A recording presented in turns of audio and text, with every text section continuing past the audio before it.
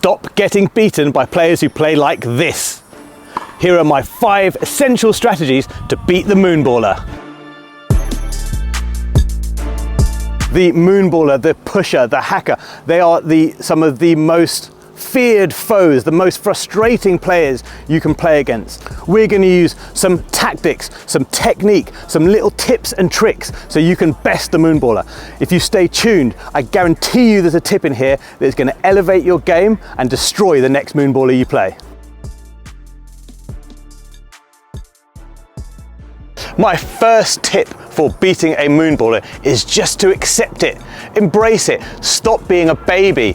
It is a completely valid tactic. Stop throwing your toys out of the pram saying, oh, they don't even play tennis properly, just looping it back. It's a perfectly valid tactic.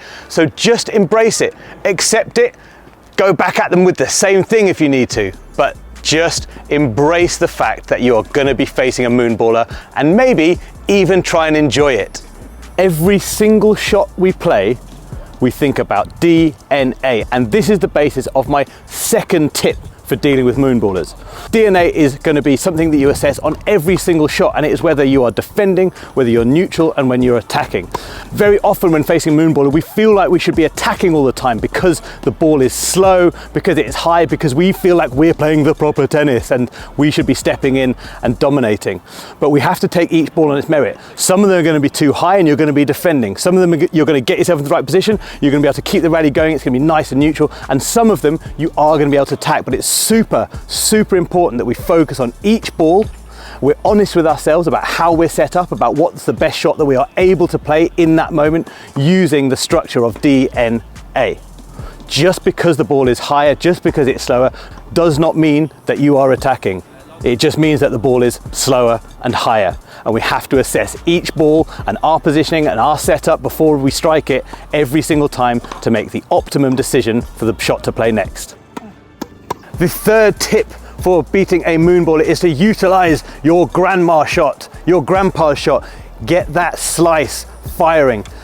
The slice is going to keep the ball low, it's going to skid through the court, it's going to make it very difficult for them to moonball. It's also just adding variety, and we're trying to get the Moonballer out of their comfort zone. We can do this with slice. So for your slice, we want to get the racket above the ball, we want to take the ball on the rise, which you're going to get a lot of with the Moonballer, cut through it, matching that trajectory, driving the ball through the court, skidding through nice and low.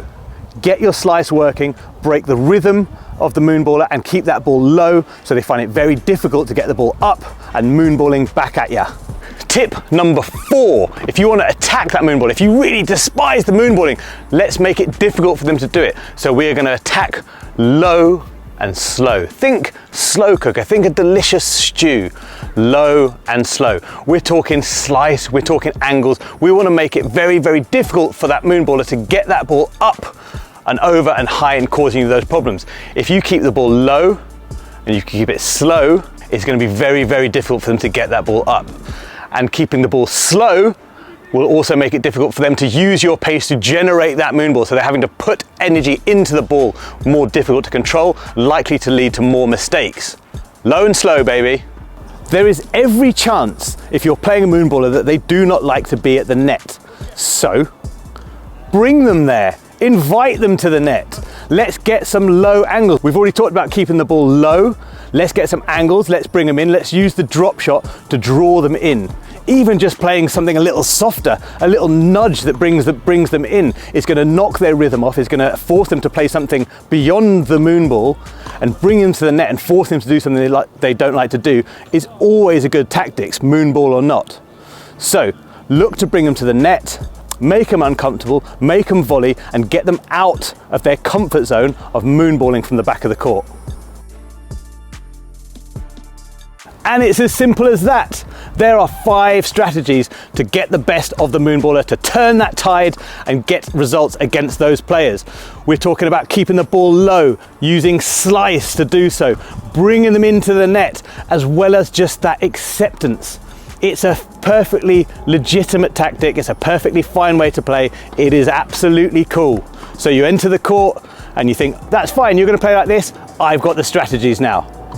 As always, don't forget to like, follow, share and subscribe so you never miss a thing from PH Tennis.